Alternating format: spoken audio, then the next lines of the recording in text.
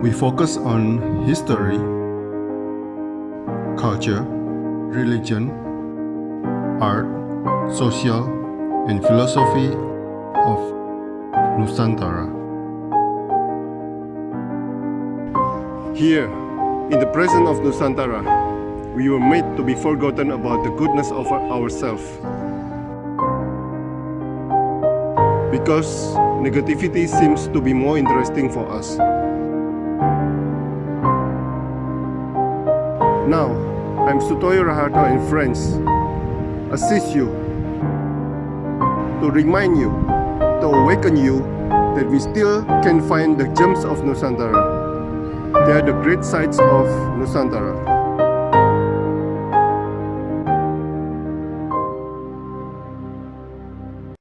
Kalau kita berpikir, kita yang ada di pola pikir kita bahwa ketika kita ngomongkan ajaran atau agama atau keyakinan itu kita harus bersumber dengan kitab. Ini yang menarik di ajaran Jawa bahwa kita ada kitab teles sama kitab garing. Jadi ada kitab basah, ada kitab kering. Ya di kitab kering itu ya buku-buku, sumber-sumber tertulis, sumber-sumber terpahat, bangunan itu yang dianggap sebagai sumber atau kitab atau referensi garing atau itu. Nah kalau yang kitab basah, Pak? Yang menarik bahwa di Jawa itu kita dituntut untuk bisa memahami semesta. Nah, sebenarnya kan ini ajaran mulia banget kan Pak. Jadi kita harus memahami semesta, di mana semesta itu adalah tercipta dari yang energi zat atau energi atau apapun namanya yang kita anggap sebagai Tuhan, ya kan? Kita harus bisa hidup berdampingan dengan alam, menghormati alam. Nah, dalam sehari-hari harus terrefleksikan dalam misal cara kita menghormati tumbuhan gimana, menghormati hewan, menghormati tanah, gitu kan Pak. Jadi kalau ditanya soal kitab, ya saya karena orang Jawa itu ajaran yang elastis, yang fleksibel ya. Jadi kita nggak bersumber pada satu referensi kitab, buku, mungkin kepercayaan atau agama lain bersumber dengan kitab itu, tapi kalau Jawa kan sumber kita ya alam semesta ini. Kitab ajaran kita ya utamanya alam semesta, yang bagaimana caranya manusia bisa memahami dan merefleksikan dalam itu tadi, laku becik, tindak tanduk sehari-hari itu Pak. Bisa kasih contoh Pak, tindakan baik untuk, ya contoh-contoh simpel aja Pak, tindakan baik itu apa gitu? Paling gampang gini Pak, jadi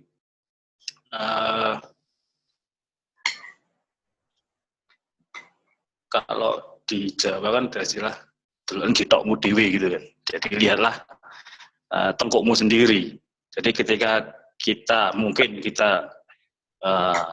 contoh kasus, kita punya teman, terus mungkin dia ada masalah dengan kita, dan kita menyalahkan teman kita gitu kan. Sebenarnya kan bukan itu ajaran yang ajaran Jawa yang diajarkan.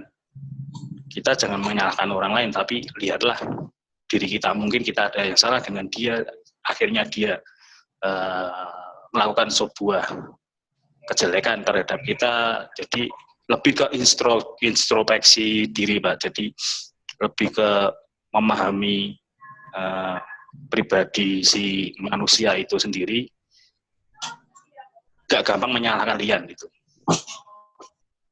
Ya, ini seperti insight meditation, meditasi melihat diri sendiri. Ya betul Pak. Nah, Mas, ritual-ritual apa yang dipraktekkan dalam yang ya mungkin yang Anda lakukan, Anda pribadi lakukan, Mas? Kalau saya ritual yang sering dan teratur itu cuma semedi, Pak. Jadi semedi ini rata-rata yang saya lakukan semedi suwung. Jadi saya nggak apa yang saya lakukan di semedi itu saya nggak bertujuan untuk niatan tertentu. Misalnya mungkin kan kalau orang udah ngomong ajaran Jawa mungkin asosiasi yang ada di pion adalah mungkin klenik kan, Pak. Sebenarnya kan Jawa bukan klenik. Ya klenik itu salah satu mungkin salah satu yang ada di Jawa, karena itu kan sebuah interaksi kita dengan makhluk lain, tapi bukan itu poinnya. Jadi kalau yang saya sering lakukan ya semedi suwung itu mengosongkan pikiran, nggak ada niatan apa-apa, udah kosong. Jadi akhirnya kan pada suatu titik saya menemukan kenyamanan di hati, karena kan Jawa itu kan yang paling diolah itu sebenarnya kan rasa pangrasa kita itu kan harus dilatih terus menerus agar, karena rasa itu adalah sebenarnya inti dari kita sebagai pribadi kan. Pikir mungkin kalau pikir itu kan pasti ada sebuah titik kebohongan. Bisa jadi kita bilang kita main ke rumah teman disuguhi kopi, ternyata kopinya nggak enak di lidah kita. Ketika kita ditanya, kopi ini enak ra mas? Ya enak-enak, itu kan karena kan kita mikir kita ada pekeuh, kalau kita bilang nggak enak itu mungkin akan membuat dia marah atau gimana. Nah kalau Jawa kan kita lebih itu tadi penekannya kan ngelatih rasa itu. Jadi cara ngelatih rasa ya paling gampang dan sering dilakukan ya meditasi semedi itu, Pak. Berapa sering Anda meditasi? Sering, Pak. Jadi hampir ya mungkin tiap hari saya kan semedi ini bukan yang saya kejar, bukan kuantitas lamanya mungkin, karena kan sebenarnya mungkin untuk awal-awal saya dulu juga ketika melakukan semedi atau meditasi itu kan gerambiang. Ini sebenarnya yang mau saya cari apa sih, tapi setelah akhirnya kita latih terus mungkin yang awalnya masih gerambiang, akhirnya ya mungkin nggak butuh waktu lama, paling maksimal 1 jam 2 jam kita udah sampai posisi ke itu tadi. Biasanya konsentrasinya di mana, Mas? Di pernafasan atau di mana? Nah ini menarik, Pak, karena kan kalau kita ngomong ajaran Jawa itu mungkin sekarang populer orang kan nyebutnya kejawen kan. Kejawen kan ini kan terlepas dari definisi bahwa kejawen itu adalah bentuk tasawuf Islam yang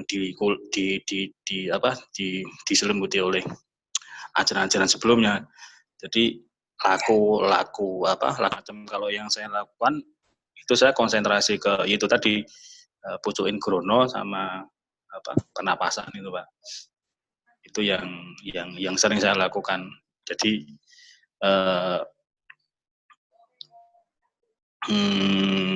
mungkin ada metode semedi atau meditasi lain, tapi yang sering saya lakukan yaitu tadi. Jadi konsentrasi ke napas, akhirnya mencapai titik tertentu ketika benar-benar kosong pikiran dan saya nggak mendapatkan apapun di pikiran. Jadi ya itu tadi, serasa akhirnya setelah semedi kan yang saya rasakan kenyamanan gitu kan.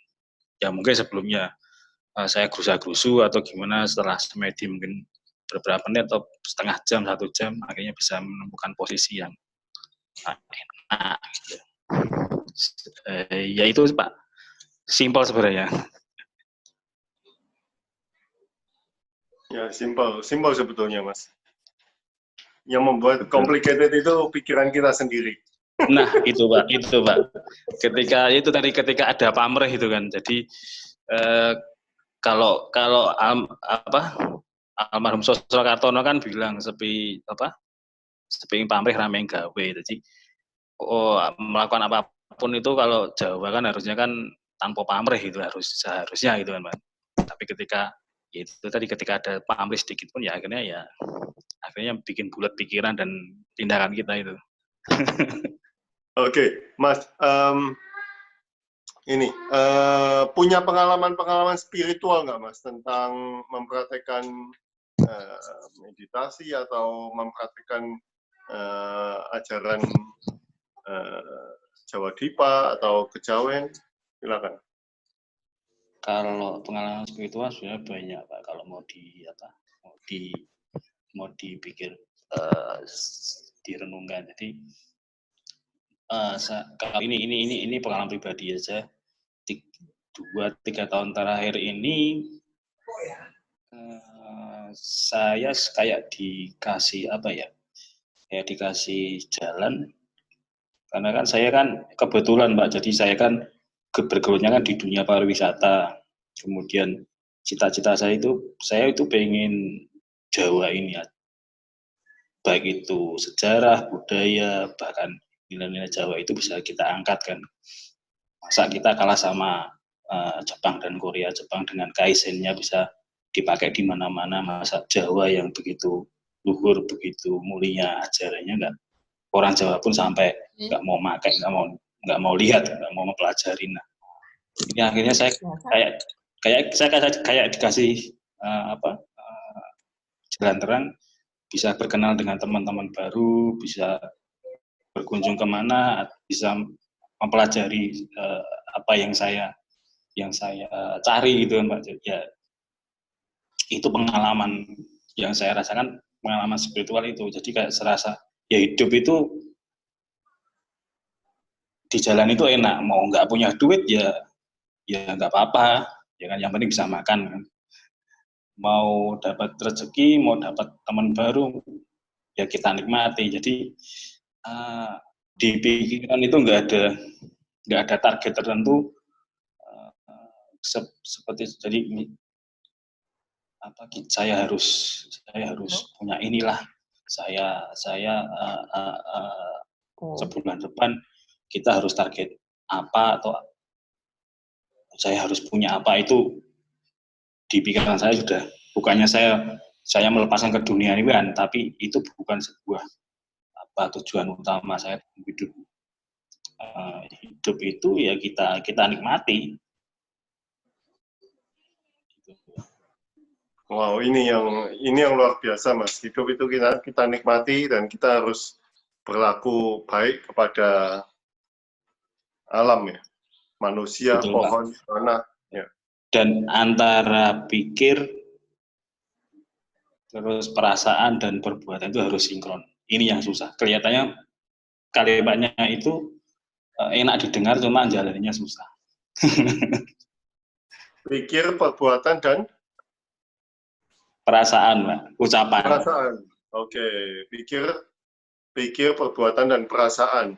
Nah, oke. Saya tanya lebih dalam ini, Pak. Ya. Pikir, perbuatan, perasaan. Pikir, perbuatan, perasaan. Oke. Kalau kita mau sesuatu, Pak, kita berhentinya di mana, Pak? Maksudnya kita ingin sesuatu, tetapi kita nggak mau memiliki. Misalnya, kita mau beli, kita pengen permen, tapi sebetulnya kita pantang permen, ya. Yeah. Pantang, atau lagi puasa. Itu pikir, perbuatan, sama perasaannya, kita berhentikan di mana? Nah, ini yang menarik, Pak. Kalau saya pribadi, pengalaman saya, muaranya titik dasarnya adalah dirasa dulu, Pak. Jadi rasa itu, misal kita tadi yang Pak Sutoyo bilang kita pengen permen. Nah, yang saya rasakan itu saya itu pengen atau butuh, simpelnya gitu. Ketika saya mungkin yang saya rasakan itu sebenarnya pengen, akhirnya kan ketika kita pengen memutuskan untuk memiliki atau memakan permen itu, padahal mungkin kita sedang mungkin ada sakit gula diabetes atau gimana yang nggak boleh makan permen. Ya, akhirnya puasa. Kan kita bisa menahan atau puasa lah ya, akhirnya kita puasa nggak makan, akhirnya kita bisa tahan. Akhirnya kan perbuatan kita kan, tindakan kita nggak jadi minta permen atau beli permen yang akhirnya kita makan. Jadi itu yang mungkin kalau diomongkan dengan kata-kata mungkin agak rumit, cuma ya itu tadi sebenarnya paling dasar itu orang Jawa itu harus tahu rosone itu kan. Karena tiap orang, tiap individu itu kan pasti akan berbeda-beda. Kita nggak bisa menyeragamkan pengalaman atau rasa kita itu harus sama dengan, meskipun dengan istri atau dengan anak atau dengan orang tua kita, itu kan tiap orang punya keunikan masing-masing. Nah, itu menurut saya, Pak. Ya, ini profesor Jerman yang dulu ngajarin saya tentang Buddhisme juga pernah ngomong kalau perasaan, stopnya di perasaan, Pak. Mungkin kalau Mas Wirya atau Pak Iswoko itu bahasa palinya itu di Wedana, Pak. Nah, itu ya. Mungkin sekali-kali Pak Iswoko harus diundang, Pak, untuk ngobrol. Itu ini menarik karena apa ya, profil seperti Pak Iswoko itu kan di Jawa sendiri kan sebenarnya banyak, cuma nggak keangkat.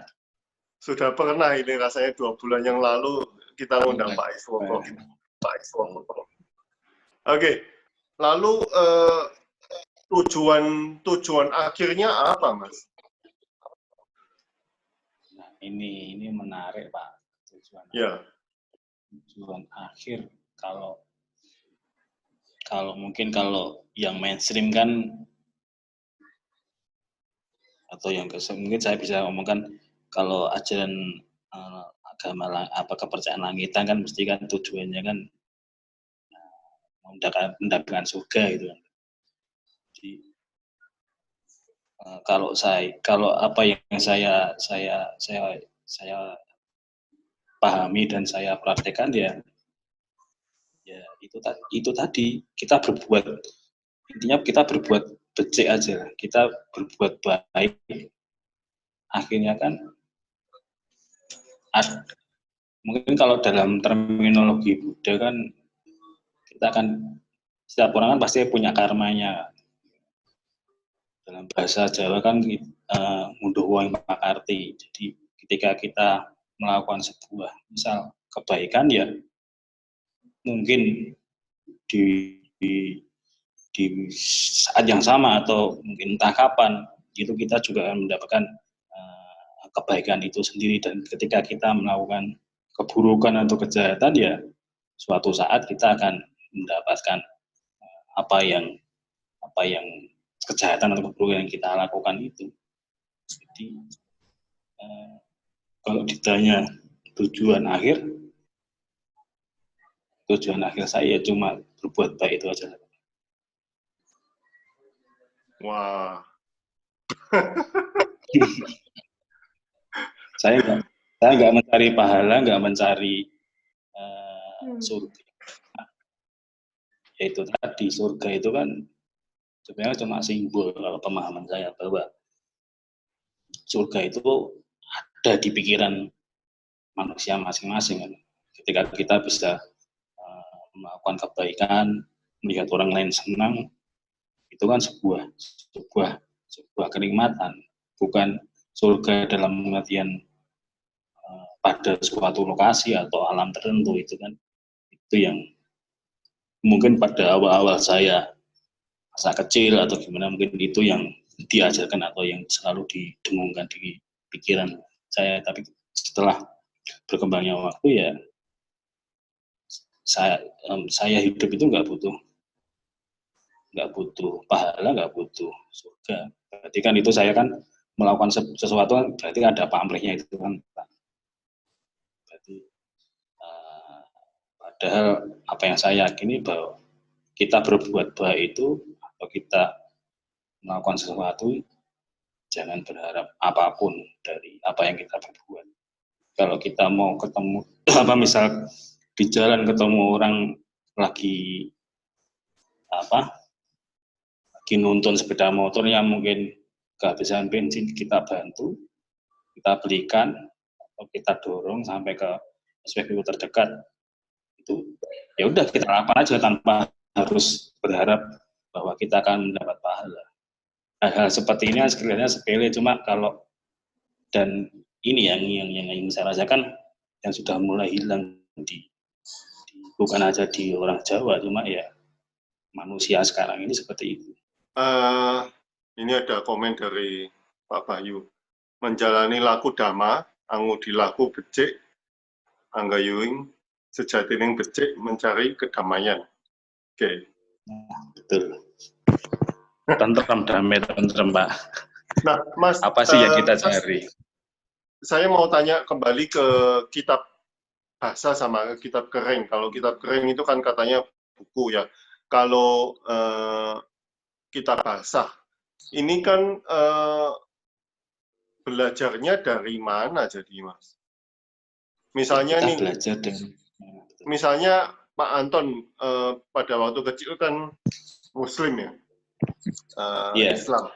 Nah, belajarnya kitab bahasa itu dari siapa, Pak? Kita ini yang unik dari orang Jawa atau ajaran Jawa kan, manusia itu dilatih untuk bisa merasakan keadaan. Jadi mungkin kita bisa cari guru atau mungkin cari referensi dari pengamatan pun sebenarnya kan itu bisa menjadi sebuah pengetahuan, sebuah ilmu. Anda sendiri belajar dari siapa, Pak? Kalau saya kalau guru tertentu saya nggak punya. Jadi mungkin kalau orang kan mikir mungkin saya mungkin ikut ikut paguyuban ABC, itu saya enggak. Ya saya belajar dari tutur orang-orang lain. Kita ngobrol, diskusi, ya kayak seperti ini gitu kan. Jadi lebih ke ini, Pak, lebih fleksibel dalam menyikapi sesuatu. Kalau orang awam kan mesti kan berpikir ketika saya belajar Jawa mesti kamu mesti melu paguyuban apa, kamu ikut paguyuban apa, Sabto Darmo kah, Manekes kah, atau Sumarah, Subut. Saya nggak ikut itu. Ya saya bergaul dengan orang-orang penghayat seperti itu kan. Kalau dibilang saya misal dalam persepsi belajar itu misalnya sekolah atau mencari sosok tertentu, ya enggak. Gitu. Nah, taunya benar adalah benar itu. Salah adalah salah itu dari mana? Ini menarik. Saya dulu itu begini, Pak, mikir itu kebenaran itu pasti apa yang ada di pikiran, bahwa kebenaran mutlak itu pasti ada. Tapi setelah kita pikir itu kan, kebenaran itu kan nggak ada yang mutlak, Pak. Kebenaran itu kan relatif. Gitu. Jadi apa ya, nggak ada patokan ya bahwa jika saya melakukan sesuatu tindakan itu mungkin menurut saya benar, tapi menurut Pak Sutoyo mungkin nggak benar. Jadi ya itu tadi kita nggak menyikapi salah benar hitam putih baik buruk itu kan relatif. Balik lagi ke soal rasa itu kan, rasa itu kan itu bagian paling dasar yang pasti nggak akan bohong kalau kita mau benar-benar objektif gitu. Oke. Gitu, Pak. Di sini ada teman-teman yang mau bertanya, silakan. Monggo. Silakan kalau ada yang mau bertanya. Wah, ini Pak Iswoko ada aja ini. Oke, Pak Iswoko, Pak, teman-teman yang di sini ada yang mau ditanyakan ke Pak Anton? Rasanya nggak ada ini, Pak. Sepi, Pak.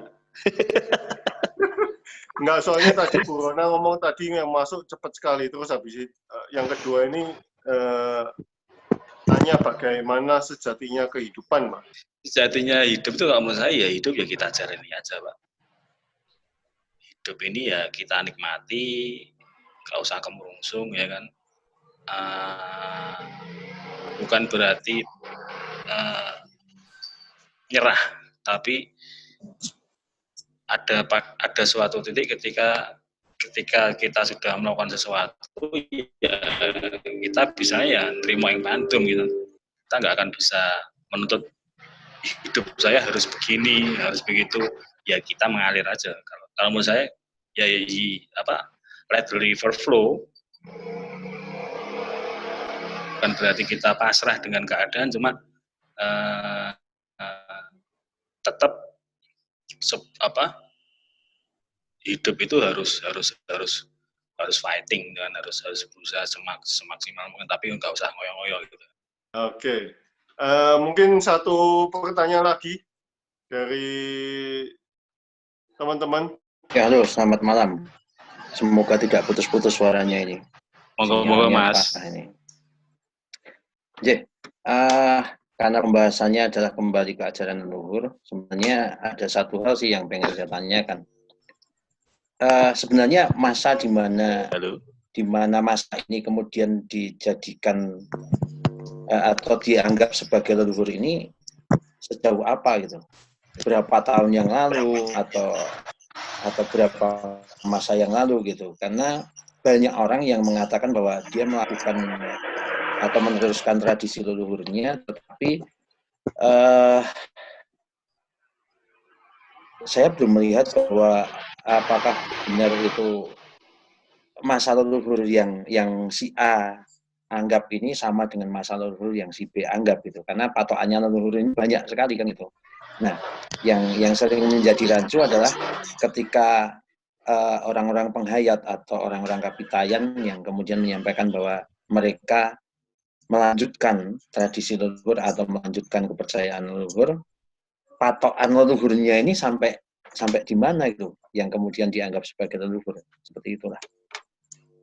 Ini menarik.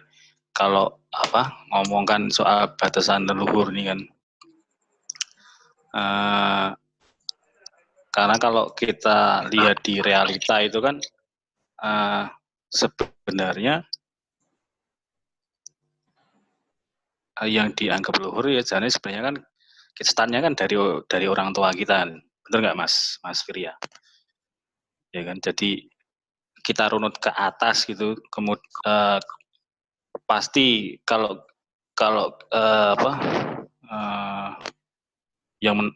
kita mungkin kelahiran tahun 90-an ke bawah, sebelum tahun 90-an kan pasti kita dalam kehidupan sehari-hari, dan terutama orang Jawa lah, pasti ada ritual selamatan, ada ritual saat bersih desa segala macam, itu kan sebenarnya ajaran luhur yang turun-temurun terus dilakukan kan. Nah, kalau ditanya batasannya ya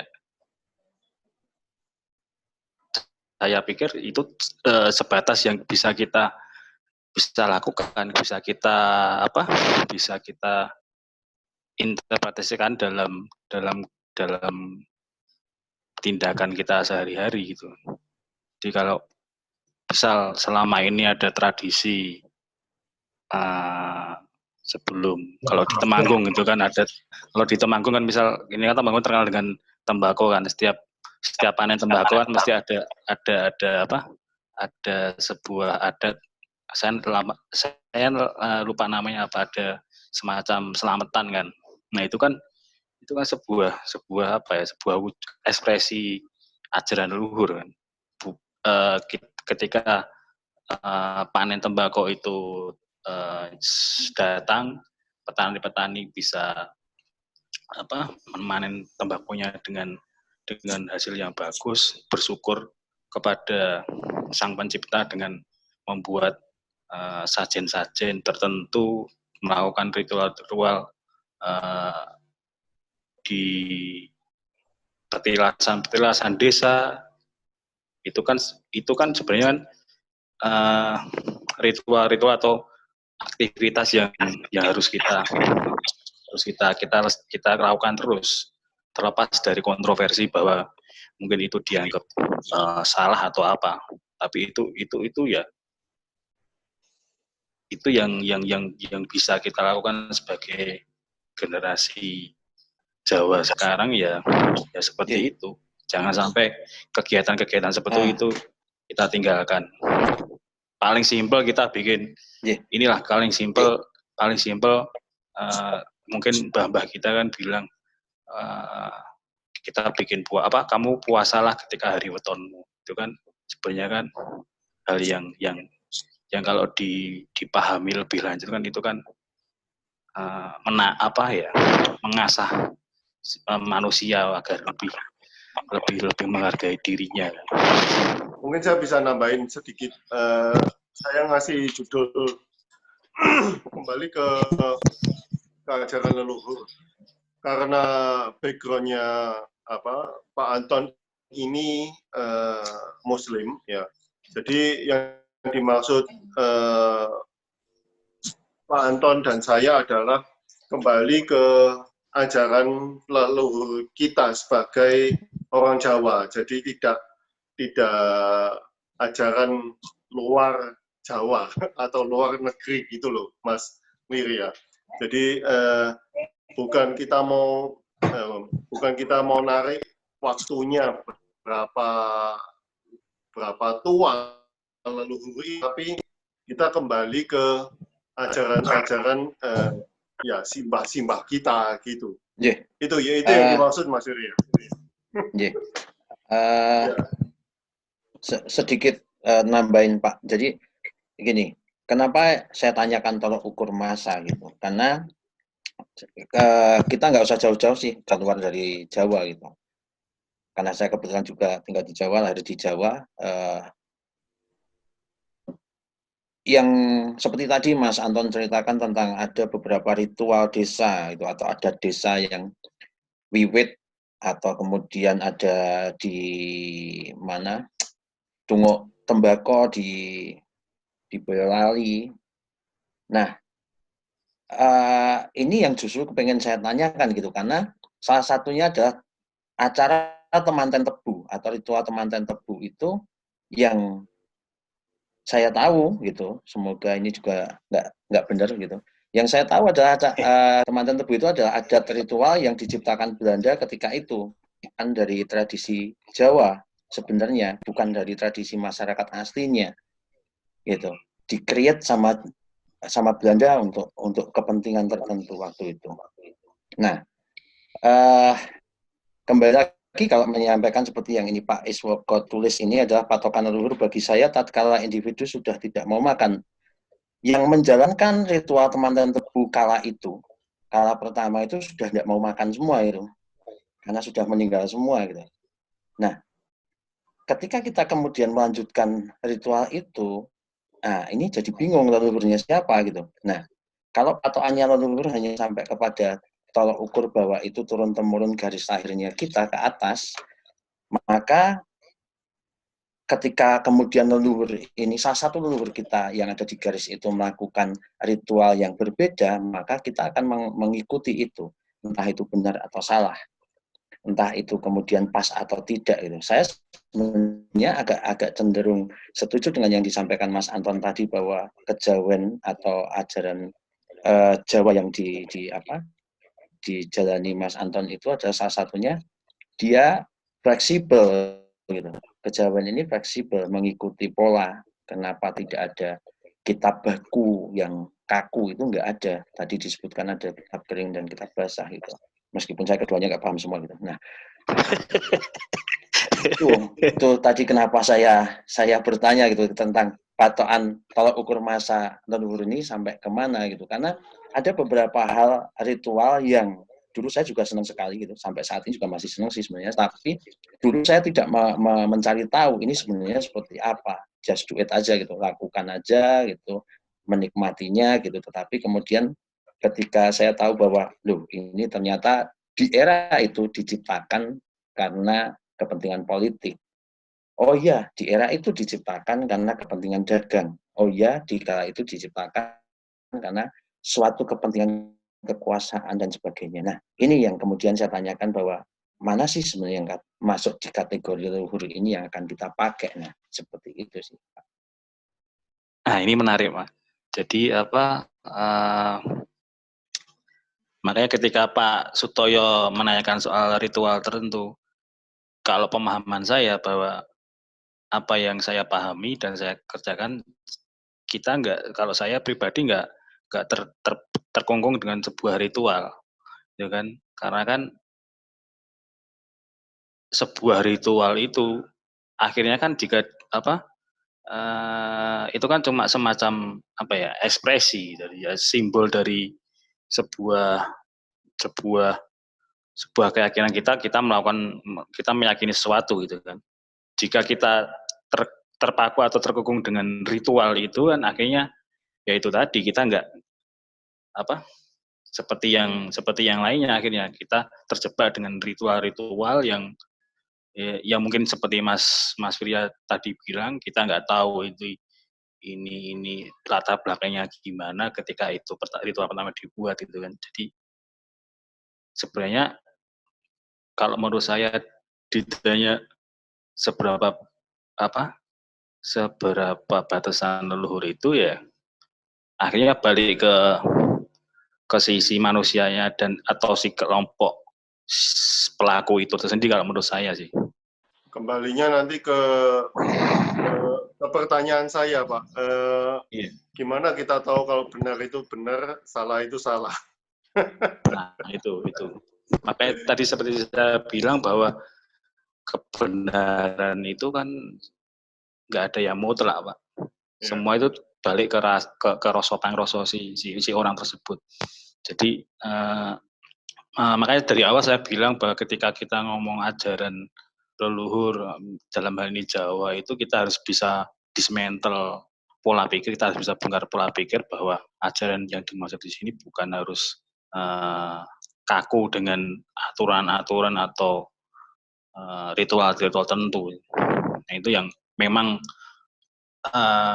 mayoritas atau banyakkan orang itu pasti akan mendapatkan kayak semacam di dalam dirinya kan pertentangan kan. Tapi kan itu sebuah proses untuk mencari sebuah kenyamanan, karena kan namanya pengalaman spiritual kan tidak bisa diseragamkan kan. Tiap orang akan berbeda-beda. Saya makan, mungkin saya makan sepiring itu cukup, mungkin Pak Sutoyo harus 2 piring gitu kan. Jadi kan itu semacam gambar yang seperti itu. Oke. Kalau tidak salah, leluhur juga mengajarkan tentang lagu prihatin. Menurut Mas Anton, bagaimana penerapannya? Iya benar. Ya ini sebenarnya ini semacam tamparan buat generasi sekarang. Kalau kita lihat mbah-mbah kita, pendahulu kita, itu kan dulu kan lagu prihatinnya ini kan kenceng. Jadi sekarang kan orang untuk buat puasa weton aja kan susah gitu kan. Atau ya itu tadi karena itu kan balik lagi ke kondisi zaman si manusia itu hidup. Saya setuju bahwa sebagai seorang yang menjalankan nilai-nilai Jawa itu memang harus prihatin. Nah, lagu prihatin ini mungkin kalau menurut pemahaman saya harus kita sesuaikan dengan kondisi. Jadi mungkin dulu itu kan banyak cerita-cerita fitur mbah-mbah kita yang kita kalau mau melakukan sesuatu menginginkan sesuatu itu kan harus laku prihatin, puasa ngebleng lah, puasa 40 hari segala macam. Kita harus topo di pertemuan sungai, kita harus nyepi. Nah, sebenarnya itu kan kalau menurut pemahaman saya itu hanya semacam untuk mengukur seberapa kuat sih konsistensi dan keinginan kita, keinginan si pelaku prihatin itu. Laku prihatin memang itu memang tetap perlu karena kan apa ya, untuk melatih itu menurut saya. Mungkin nggak cuma di budaya Jawa, tetapi di Chinese pun juga melakukan hal itu sebetulnya. Nah, ini sudah luntur generasi yang akhir ini sudah luntur juga. Jadi nggak tahu, mungkin karena apa ya? Mungkin karena sudah lupa daratan atau sudah lupa susah. Lupa susah mungkin. Lupa susah, betul. Iya. Kalau suruh prihatin nggak mau, Pak. Pengennya seneng terus. Karena saya ingat kalau zaman-zaman saya kecil itu mereka masih melakukan ini kalau di Chinese mereka melakukan vegetarian.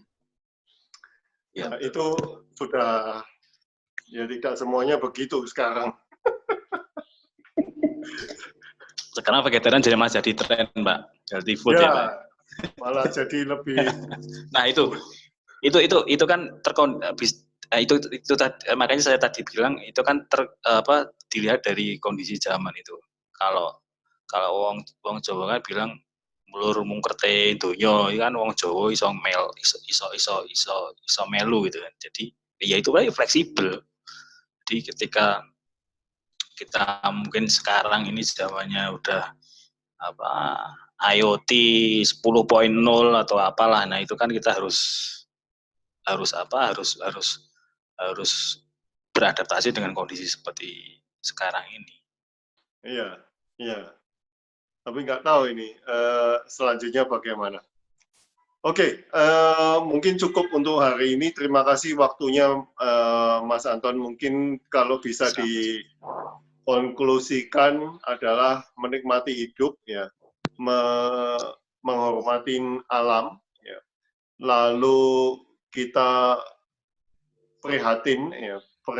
Prihatin itu melihat diri kita dari ke dalam supaya kita bisa